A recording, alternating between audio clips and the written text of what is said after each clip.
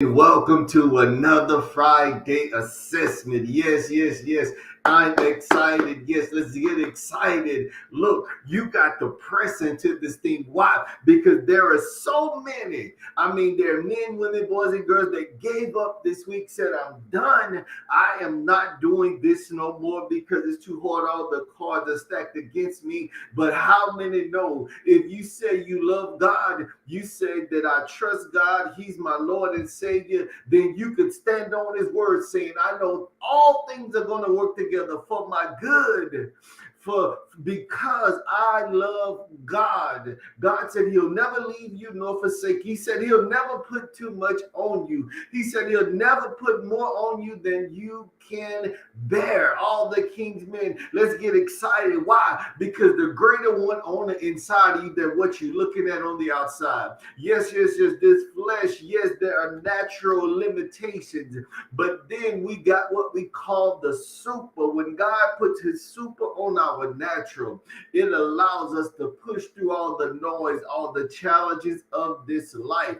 I am not downplaying the challenges of this life. It is challenging, but all the king's men, you got the press. That's why we're doing this Friday assessment. Why? So that the best you can come forward, so that you can experience success like never before, so that you can just experience success in your life the way God has it designed just for you. Because I don't want you coveting nobody else's stuff.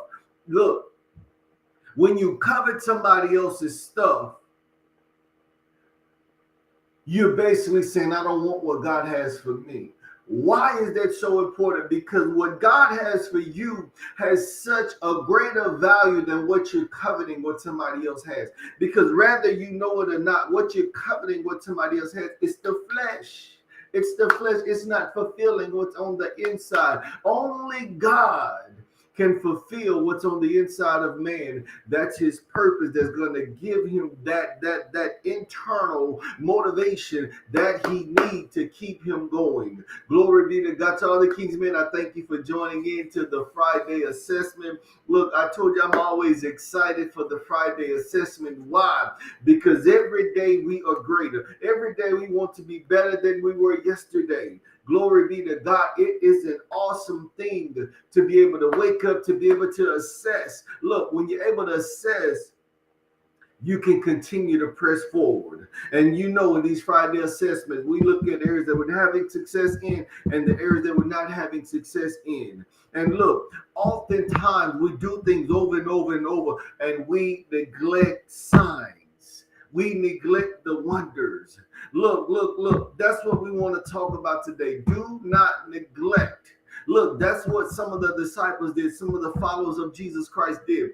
He did miracles, signs, and wonders along the way, but yet he still had to ask the disciples, who do the people say that I am? Then he turned and he flipped the script. He said, who do you say that I am? Look, if they would look, what he was saying was, if you were listening to the word that had been preached, that had been taught, and then if you watched what I did, you would know. So what am I asking you today in this Friday assessment? What are the signs and wonders that keep happening in your life? You got to ask yourself. I keep hitting my head on the thing. I keep bound. Every time I go this way, every time I go to do this, something happens. Something stops me. It doesn't go right. What are the signs? What is the thing that you're actually neglecting? What is the thing you're neglecting because it don't feel good to the flesh? Look, there are things that I don't like that feel good to my flesh, but I got to assess. I got to say, why is it that I'm neglecting? What is God saying about this thing that I am neglecting? Where is God trying to get me to go? Is there another direction? Remember, I talked about detours. It does not change the destination. It does not change the destination. We got to remember that the detour can be taking you to an opportunity that's going to set you up to be greater, to have a more fulfilled destination, to have a more fulfilled journey. That's what it's about. It's about the journey. It's not about the destination. Why? Because when you reach the destination, that's the end. But you got to be prepared. You got to be in the right mindset. You got to have the right tools to maximize who you are when you get to the destination. Oh man. Many people think that when they get to the destination, that's when they're going to be fulfilled. No, it's on the way to the destination that you're being fulfilled, that you can fulfill destiny. Look, I spent a long time looking for purpose, looking for destiny. But what I did not realize all along the journey, God was preparing me for purpose. What do I mean by that? All the twists and the turns was purpose. It was for purpose. It was on purpose. It was for a purpose. So I had to take all of those experiences and realize, oh, this is a journey. Look, I'm going toward purpose and I'm operating on purpose. These things are happening to me on purpose to propel me into purpose, to thrust me into purpose. I don't want you to get caught up because it's not clear at this moment. Oh my God. I just don't want you to neglect it. I don't want you to neglect it. I don't want you to hurt yourself either. I don't want you to put yourself in life or death situations. But know that God is building. You got to say, God, what are you doing? You got to get away, steal away, and shift your thinking. I told you about shifting your thinking. We've been shifting our thinking in this season because we got to get out of the stinky thinking. Look. We got to change our thinking, our believing, and our actions. But that's why we often neglect because it doesn't align. It does not saying that it doesn't align with the word or what God is saying. It doesn't align with our plan. It doesn't align with man's plan. So what do? We neglect because it does not look right. Because there's a detour to the plan that that you put on paper. But we often have to take a detour. We often look. I think about this as something so simple as Israel going into the promised land. A few days' journey took years. What God did, He had to blind the people. He caused them to wander in the wilderness, where if they would have just followed the path in obedience, they would have been there in a matter of time.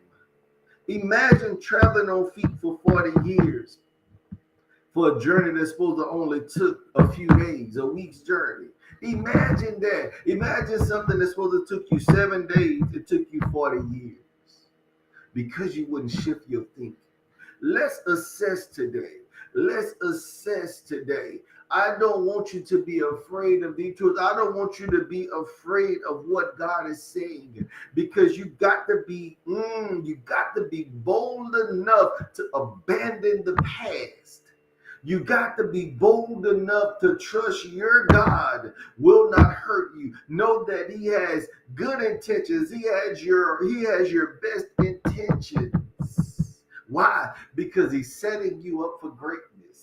You have been destined for greatness today. Look, if you have got nothing out of this today, everything is happening to you is setting you up for greatness. It's setting you up for the greatest you to come forward now. My God, I thank you, all the King's men. I'm excited. Why? Because even as I go through my challenges right now, I got to take the blinders off. I got to say, God, take the scales off my eyes so that I can see and that I can maximize what I am going through, so that I can maximize my learning experience, so that I can go forward. The greatest Jeremy can go forward now in this season. Glory be to God, so that I can be prepared to walk in the fullness of next season. Remember, this season dictates how you go forth in the next season. Oh my God, look. Because seasons changing. If you neglect what happened, you'll be like, why am I still here when the seasons have changed and you're still in yesterday? All the King's men, my prayer is that you do not neglect. Perform the Friday assessment. I promise you, you will be blessed and your life will never be the same. All the King's men, remember the like, tag, share. Let somebody know what's going on over here in all the King's men. Let them know that we're changing the lives of men. We're changing families. We're changing communities. We're changing cities, states, nations, and the world. All we got to do is change the man, and we can affect the world. Look, it's a trickle-down effect. Look, it starts with the bullseye, and the bullseye is you. It's on your back, and then we're going to change the world together. All the King's men, I thank you once again for joining in. My prayer that you have been blessed. Drop me a like, share, drop me something down below. Let me know what's going on. Let me know what you want to hear. Let me know how your life is being changed. All the King's men, my prayer that you have a blessed day, blessed weekend, and a blessed week to come. And until next time, you be blessed.